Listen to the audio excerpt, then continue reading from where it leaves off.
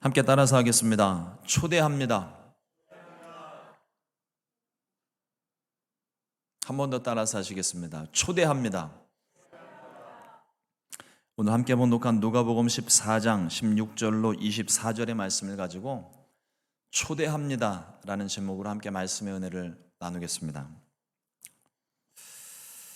우리는 지난 몇 년간 일상의 소중함에 대한 것을 많이 생각을 했어요. 처음에 코로나 바이러스가 시작되었을 때 다들 정신이 없었죠. 그러던 중에 누가 이거를 먼저 말을 시작을 했는지는 모르겠지만 일상의 소중함에 대한 걸 말하기 시작합니다.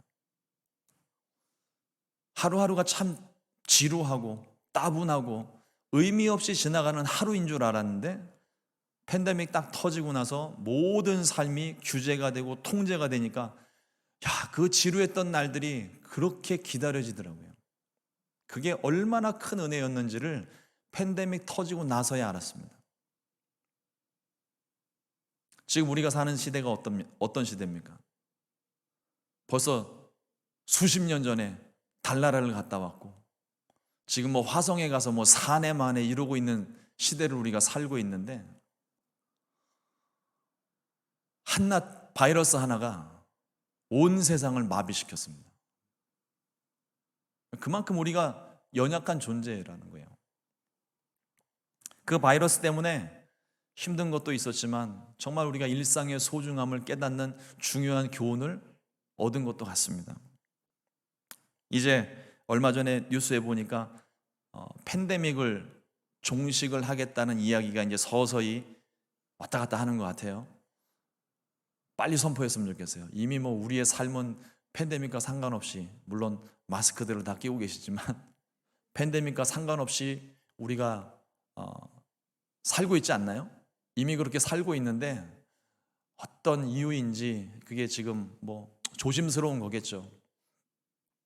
하루속히 팬데믹이 종식이 되었으면 좋겠습니다. 그래서 우리 모든 일상이 정말 완전하게 회복이 되었으면 좋겠어요. 근데 하나 더 우리가 좀 생각해 볼게. 지금 팬데믹이 종식되어진다라고 이야기하는 이 시점에서 우리가 과거에 깨달았던 일상의 소중함을 지금도 가지고 계십니까? 벌써 익숙해져 버린 삶에서 그걸 지금 잊어버리고 있는 건 아닌가요? 한편으로 또 이렇게 생각을 해봅니다. 우리가 건강의 소중함을 알아요. 근데 머리로 아는 거하고 실제 내가 병 걸려서 아픈 사람하고 그 건강의 소중함에 대한 느낌이 다릅니다. 정말 중요하구나. 정말 건강해야 되겠구나. 근데 이것도요, 시간이 지나고 몸이 회복되어지고 또 아픈 상태가 계속 지속이 되다 보면은 어느 순간에 벌써 또 익숙해져서 그 건강에 대한 소중함, 생명에 대한 소중함을 벌써 잊어버리게 돼요. 예수님께서 오늘 말씀을 통해서 우리에게 우리 인생에서 정말 소중한 것이 무엇인지, 깨닫고 난 다음에 정말로 잊어버리면 안 되는 그 소중한 것이 무엇인지를 말씀을 통해서 오늘 우리들에게 알려주신 것이 있습니다. 어떤 사람이 큰 잔치를 준비하고 사람들을 초대를 했습니다. 그런데 처음에는 온다고 했던 사람이 나중에 다시 종들을 보내어서 다시 재차 초대를 하니까 하나같이 못 오겠다는 거예요. 이대로 잔치가 시작되었다가는 잔치가 텅 비게 생겼습니다. 그래서 종들을 시켜서 시내와 들로 산으로 가서 사람들을 불러 그 잔치를 채우라고 말했어요. 오늘 말씀의 이해를 돕기 위해서 몇 가지 먼저 우리가 좀 생각해 볼 것이 있는데, 잔치에 초대받은 사람들 왜 안 왔을까요? 이게 중요한 겁니다. 그러니까 이 잔치를 초대받았다는 게 그냥 며칠 앞두고 오십시오 이렇게 초대를 한 게 아니에요. 큰 마을의 잔치를 준비하면서 준비 단계에서부터 누가 올 것인지, 우리 행사를 진행하더라도 처음 행사를 계획하면서 어떤 분들을 초대할 것인지, VIP를 누구를 초대할 것인지, 누구를 챙겨야 되고 누구는 안 와야 되고, 이거 명단이 다 나오거든요. 이미 잔치를 준비하는 과정에서 사람들 다 불렀습니다. 그때는 다 온다고 그랬어요. 근데 잔치가 다가오면서 혹시라도 까먹은 사람들이 있을까봐 종들을 통해서 다시 잔치를 공지합니다. 오십시오. 모든 것이 다 준비되어 있습니다. 오십시오.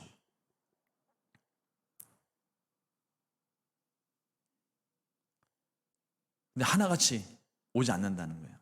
그 이유를 보니까 밭을 산 사람은 그 밭을 둘러보기 위해서 나가야 했고, 소를 산 사람은 소를 검사해야 된다고 되어져 있고, 또 장가를 든 사람은 다른 이유 없습니다. 결혼했으니까 못 간다는 거예요. 이게 우리는 이해가 안 되죠. 근데 유대의 관습을 보게 되면 구약의 말씀에도 그 말씀이 있는데, 결혼한 지 1년 안 되는 사람, 이런 사람은 전쟁에서도 제외가 됩니다. 이유는 다른 거 없어요. 아내를 즐겁게 하라는 거예요. 가족을 책임지라는 거죠. 1년 동안은 모든 것에서 열애가 되게 돼 있습니다. 다들 그럴 만한 이유가 있었겠죠. 그런데 이 말씀을 잘 살펴보면 이게 다 핑계라는 거예요. 앞서 말씀을 잠깐 드렸지만 주인은 잔치를 준비할 때부터 이 사람들을 초대했습니다.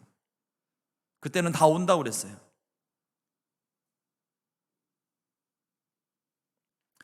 잔칫날이 정해져 있고 간다고 얘기를 했으면 다이어리에 메모를 해놓고 그 날은 약속을 잡으면 안 되잖아요. 밭을 돌보러 나가는 일, 소를 검사하는 일, 일정 조정할 수 있습니다. 굳이 그 잔칫날 이미 가겠다고 말한 그날에 안 가겠다고 하는 건 핑계인 거죠. 참석할 마음이 있다면 얼마든지 참석할 수 있는 잔치입니다. 혹시라도 정말 참석할 수 없는 사정이 생겼다면 미리 연락을 했어야죠. 장례나 갑작스러운 사고가 아닌 이상 미리 연락하는 게 기본 예의 아니겠습니까? 바꿔서 생각해 보면 이 사람들은 처음부터 잔치에 참석할 마음이 없었어요. 별로 중요하게 생각하고 있지 않았습니다. 반대로 한번 생각을 해볼게요. 잔치에 꼭 참석하고 싶은데 초대를 받지 못했다면 어땠을까요? 몇 날 며칠 그 잔치를 주관하는 사람 집 앞에 가가지고 나 좀 초대해달라고, 자기 그 잔치를 행하는 사람, 주최하는 사람 인맥을 통해 가지고 이 사람 저 사람 찔러갖고 저 사람 좀 초대를 해달라고 막 백 쓰고 인맥 쓰고 막 사용하지 않았을까요? 내가 갈 마음이 있었다면 수단과 방법을 가리지 않고 그 잔치에 참여하기 위해서 모든 노력을 다했을 겁니다. 이미 다른 약속이 있음에도 불구하고 그 잔치에 참여할 마음이 있다면 있는 약속마저 없애버렸을 거예요. 다 취소해버리고 잔치에 참여했겠죠.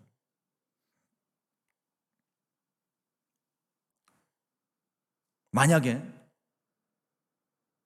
밭을 사러 나가는 사람한테 밭을 절반 가격에 주겠다라는, 잔치에 참여하면 절반 가격에 주겠다라고 하는 그런 조항이 붙어 있었다면 어떨까요?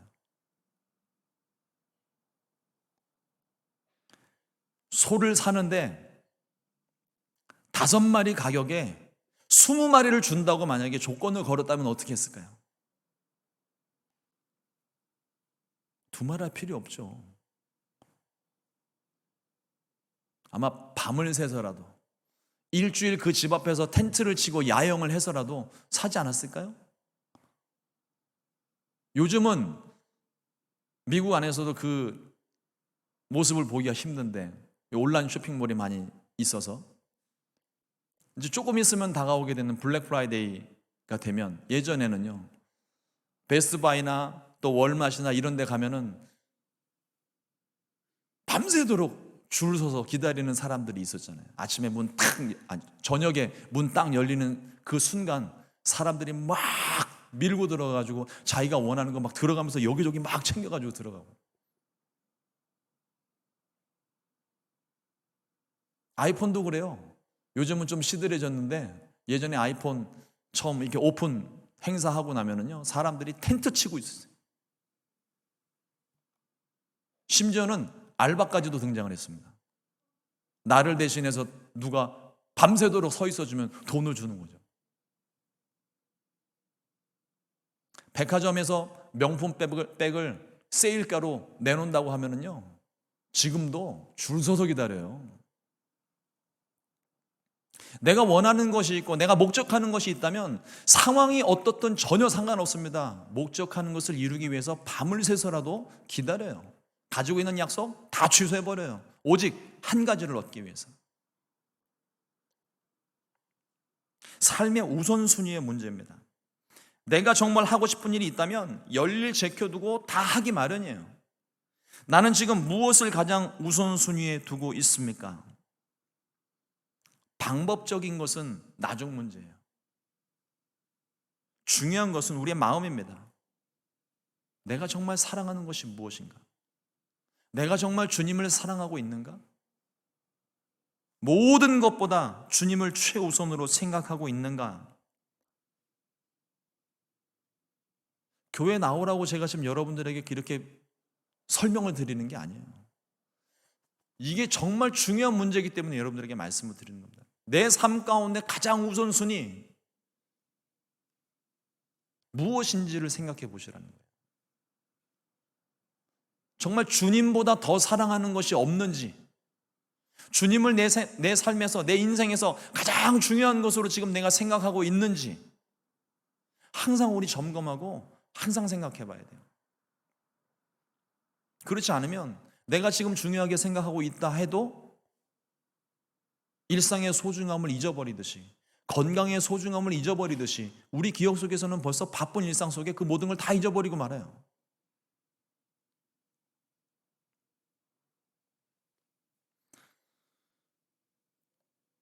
오늘 예수님께서 말씀하시는 이 잔치는 하나님 나라의 천국 잔치를 의미하고 있습니다.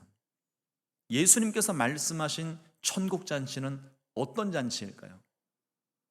첫째로 누구든지 참석할 수 있는 잔치입니다. 누구든지.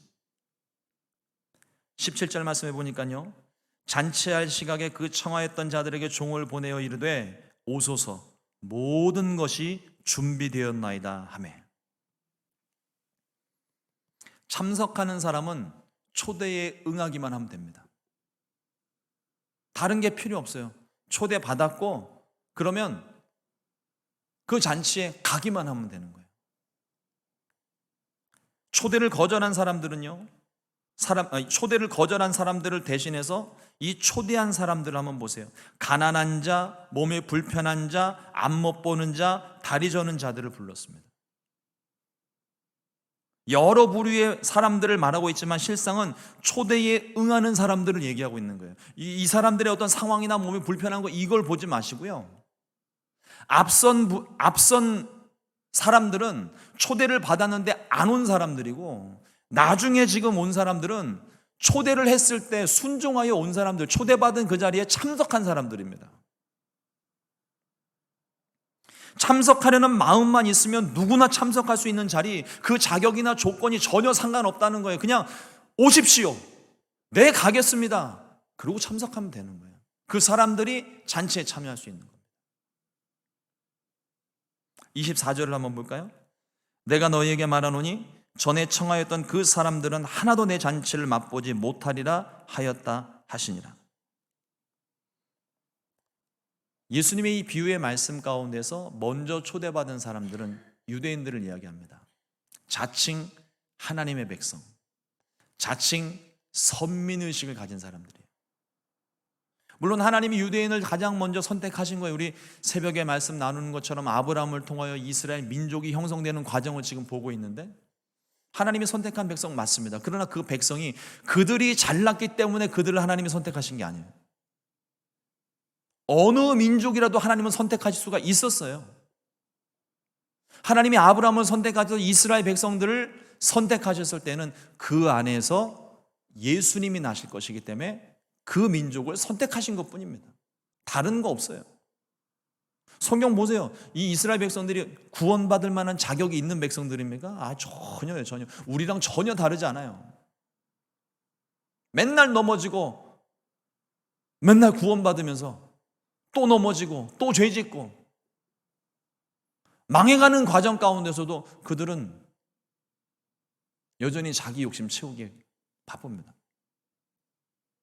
우리 모습과 별로 다르지 않은 것 같아요. 그런데 이 이스라엘 백성들은 선민의식을 가지고 있습니다. 이방 사람들을 바라보면서 나는 너희와 근원이 달라 이야기하는 거예요. 이방인들, 자기네들 민족 외에 이방인들 다 개 취급하고요.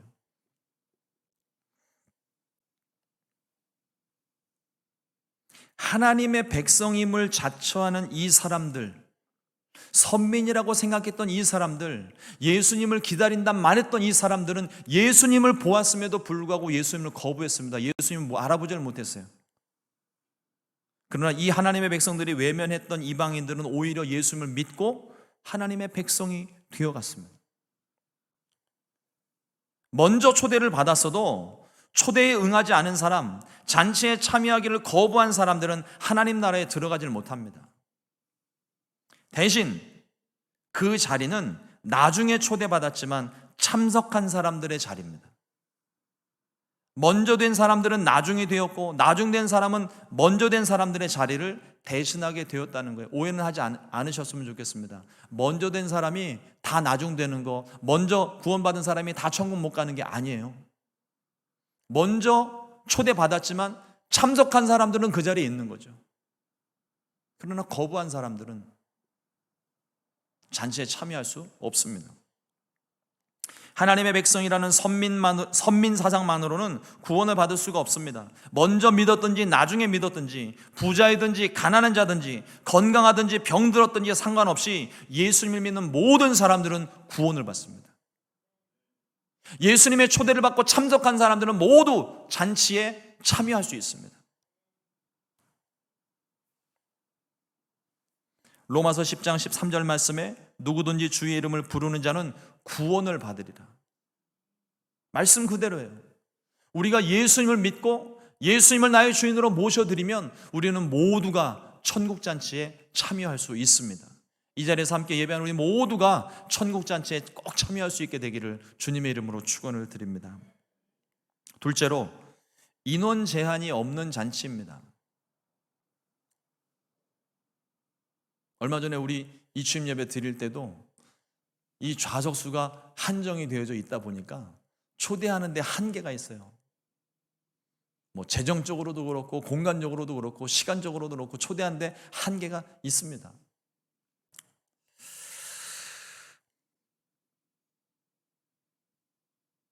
그러나 하나님 나라 천국잔치는 인원 제한이 없습니다. 아마 여러분들이 뉴스를 통해서 다 보셨겠지만 한국이 코로나 팬데믹이 시작될 때 신천지가 유명세를 탔어요. 다들 아시죠? 신천지가 유명세를 탔습니다. 한편으로는 그게 교회에 악영향을 미치기도 했는데, 또 달리 보는 시각은 하나님께서 거짓된 집단을 온 세상 가운데 밝히 드러내셨다는 게 있어요. 아마 팬데믹 때 이 존재들이 드러나지 않았다면 엄청난 결과가 있었을지 몰라요. 이 신천지 집단에서 강조하는 것 중에 하나가 구원받을 사람의 숫자입니다. 요한계시록에 나오고 있는 14만 4천만 구원받는다. 그러니까 14만 4천 안에 들어와라. 지금 자리가 있으니까 들어와라. 이러면서 사람들을 꼬시는 거죠. 14만 4천 명만 구원을 얻는다고 말을 합니다. 틀렸습니다. 누구든지 예수님을 믿기만 하면 구원을 받습니다. 하나님의 천국잔치는 인원 제한이 없어요. 14만 4천 명만을 위한 예수님도 아니고 천국도 아닙니다. 종들이 거리로 나갈 사람들을 초대했는데도 여전히 자리가 남아 있어요. 주인은 종들을 다시 보내서 더 넓은 곳, 더 먼 곳에 나가 강권하여 내 집을 채우라고 말합니다. 하나님의 나라는 온 세상을 담고도 남음이 있는 제한이 없는 곳입니다. 유일한 제한이 있다면 예수님을 믿는 믿음이 있어야 된다는 거예요. 유일한 제한입니다. 유일한 조건입니다. 믿음으로만 구원을 받을 수가 있습니다. 신천 20단이 말하는 것처럼 구원받을 사람의 수가 정해진 것이 아닙니다. 예수님은 한 사람이라도 더, 한 영혼이라도 더 구원받기를 원하시고 무엇보다 가장 원하시는 것은 온 세상이 구원을 얻는 거예요. 특이한 것은요, 초대받은 사람들의 자리를 대신하여 오게 될 사람, 두 번째로 다시 초대하는 이 사람들을 찾는 곳입니다. 처음에는 시내와 거리로 나갔어요. 그런데 아직도 자리가 남아있으니까 이 자리를 채우기 위해서 이제는 길과 산 울타리까지 가서 사람들을 초대해 옵니다. 복음은 예루살렘과 온 유대를 넘어 사마리아와 땅끝까지 전파되어야 합니다. 이것은 예수님의 지상명령이에요. 더 먼 곳까지 가서라도 사람을 강권하여 데려다가 내 집을 채우라는 것이 주님의 말씀입니다. 지금 여러분들 앉아있는 자리에서 옆에 자리가 비어있는 것, 뒤에 자리, 앞에 자리가 비어있는 것, 주님이 여러분들에게 말씀하시는 거예요. 내 집을 채우라, 빈자리를 채우라. 여러분, 저를 위해서 채우는 게 아니에요. 주님을 위해서 채우는 것입니다. 이 천국잔치, 이 좋은 자리에 나만 좋은 것을 누리는 것이 아니라 무엇보다도 가장 시급한 것, 가장 먼저는 내 사랑하는 가족들이 이 잔치에 참여했으면 좋겠고, 내 주변에 나와 관계하는 모든 사람들이 이 잔치에 참여했으면 좋겠고, 그것이 나만의 바람이 아니라 주님이 원하시는 일이라는 거예요. 여러분들이 힘을 다하여서 기도하고 사람들을 초대해서 하나님의 천국잔치에 참여시키는 주님의 귀한 일꾼들로 쓰임받기를 주님의 이름으로 축원을 드립니다. 한 가지 주의할 점은 강권이라는 단어인데요, 힘으로, 무력으로, 강제로 데려오는 것이 아닙니다. 이 강권이라는 단어에 담겨져 있는 의미가 있어요. 절박함입니다. 간절함이에요. 진실된 마음, 끈질김이 그 안에 있습니다. 복음을 전하는 자의 마음이 이와 같아야 할 줄로 믿습니다. 사랑은 무례히 행치 않습니다. 온유와 겸손으로 끝까지 인내하며 사랑의 마음으로 복음을 전할 때 놀라운 역사가 있습니다. 예수님은 지금도 여전히 우리가 있을 곳을 예비하고 계십니다. 잔치에 관한 모든 것을 예비하시고 우리에게 말씀하십니다. 내 집을 채우라. 아직도 빈자리가 많으니까 내 집을 채우라. 인원 제한이 없는 그 천국잔치에 여러분들이 할 수 있는 한 모든 사람들을 하나님의 천국잔치에 참여시키고 하나님께 칭찬받는 저와 여러분 될 수 있기를 주님의 이름으로 축원을 드립니다. 세 번째로 반드시 열리는 잔치입니다. 초대받은 사람이 거절을 해도 잔치는 예정대로 진행이 됩니다. 우리가 준비하는 잔치는요, 잔치를 베풀고 사람들을 초대했는데 아무도 오지 않으면 잔치가 취소가 돼버려요. 그러나 하나님 나라 잔치는 사람들이 오지 않아도 취소되지 않습니다. 반드시 찾아오게 될 하나님의 천국잔치예요.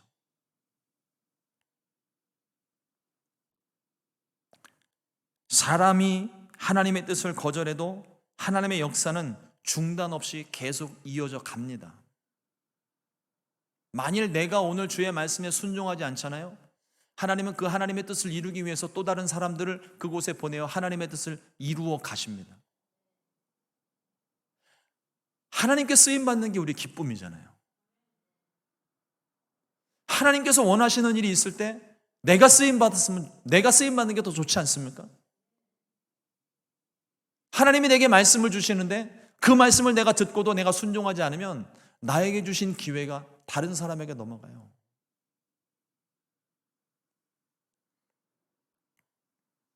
사람의 계획이나 실수가 또 거절이 하나님의 일을 가로막지 못합니다. 환경이나 권력으로도 막을 수가 없습니다. 예루살렘의 핍박이 심해졌을 때 예루살렘에 모였던 초대교회 성도들이 다 뿔뿔이 흩어졌어요. 세상은 그 모습을 바라보면서 교회가 망했다, 예수의 도가 망했다, 사라졌다, 그렇게 기뻐했지만 아니요, 천만의 말씀입니다. 성령 받은 초대교회 성도들이 가는 곳마다 교회를 일으키기 시작했어요. 흩어진 곳곳에서 성령의 불이 일어나기 시작했습니다. 이게 하나님의 역사입니다. 세상이 바라보는 그 관점으로 보는 게 아니에요. 하나님의 관점으로 보는 것입니다. 하나님의 성령이 임하시고 그 성령의 불이 지금 우리 눈앞에 보이지 않는 것 같을지라도 하나님의 역사는 쉼없이 계속 일어납니다.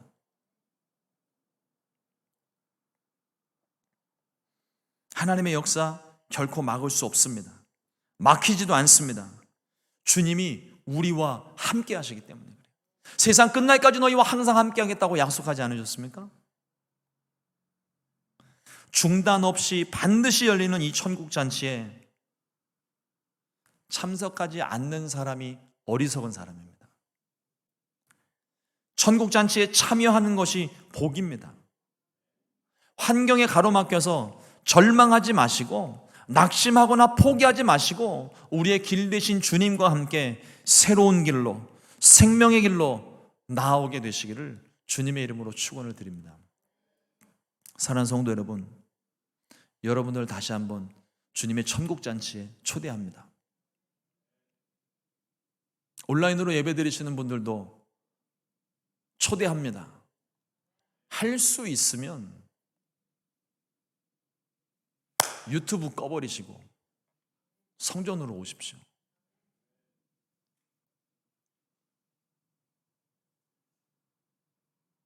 어떤 잔치가 막 벌어지고 있는데 TV로 보는 거하고 잔치에 참여해서 사람들과 교제하고 맛을 보는 거는 내용이 전혀 달라요.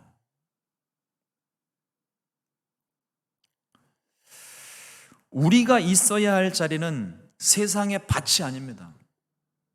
소검사장이 아닙니다. 사랑하는 사람과 단둘이 있는 공간도 아닙니다.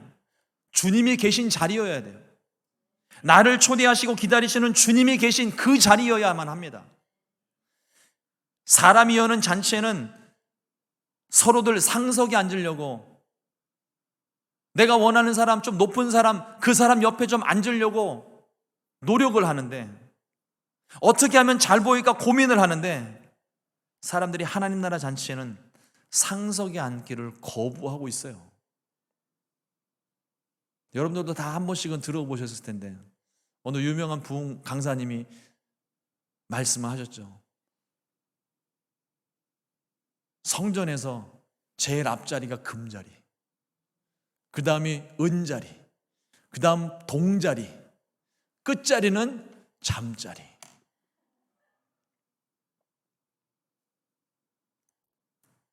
저도 가끔씩 다른 곳에 집회를 나가서 보면은요, 자리가 없을 만큼 꽉 채워진 그런 교회 아닌 이상에는요, 성도님들이 오시면 옆에서부터 이렇게 채워서 앉으세요. 그래서 항상 보면 제일 좋은 자리, 저랑 제일 가까이서 소통할 수 있는 자리는 항상 비어있고 삥 둘러서 병풍처럼 앉으시더라고요. 물론 목사님 만나러 교회 오는 거 아니지만 하나님이 계신 자리, 가장 좋은 자리, 가장 가까운 자리 우리가 앉아야 되지 않겠습니까?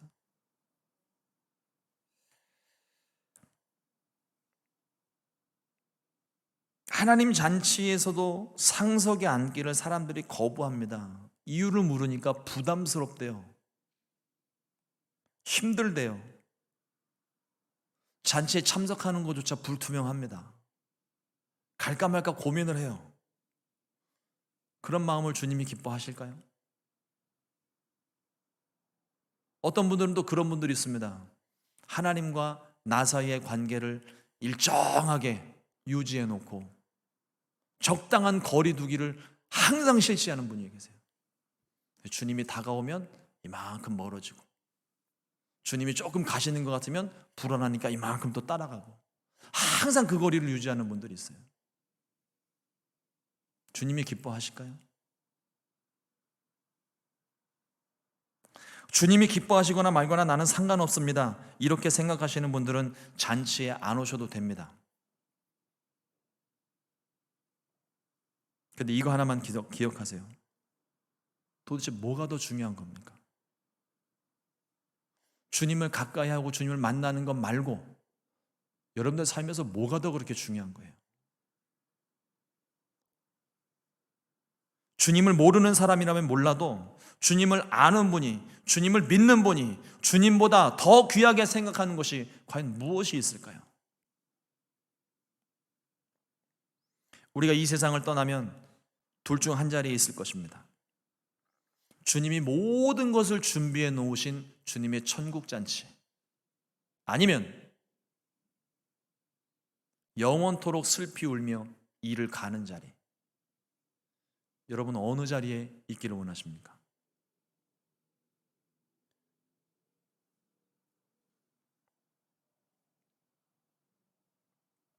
다시 한번 여러분들을 주님의 천국 잔치에 초대합니다. 모든 것이 준비되어져 있습니다. 인원 제한 없습니다. 자격 조건 없습니다. 드레스 코드는 있어요. 흰 세마포 옷을 입어야 돼요. 그렇다고 해서 주일날 올 때 뭐 흰 옷을 입고 오시라는 얘기 아니고요. 보혈로 깨끗하게 씻어진, 날마다 회개 자리에 앉아 보혈로 씻으시고 성령으로 거룩하게 만드신 세마포 옷을 입어야만 돼요. 주님을 위해 다른 열심이 필요한 것이 아닙니다. 주님과 함께 있기를 원하는 마음, 주님 한 분이면 충분하다는 마음, 주님이 마련하신 이 천국 잔치에 참여하고 싶다는 간절한 마음, 이 마음이면 충분합니다. 나머지는 주님이 다 준비해 놓으셨어요. 여러분 그냥 몸만 오시면 돼요. 마음만 가지고 몸만 오시면 되는 거예요. 우리 주님이 마련하신 이 천국 잔치에 순종해서 모두 다 천국 잔치, 기쁨의 잔치에 참여하게 되시기를 우리 주님의 이름으로 축원을 드립니다. 기도하겠습니다.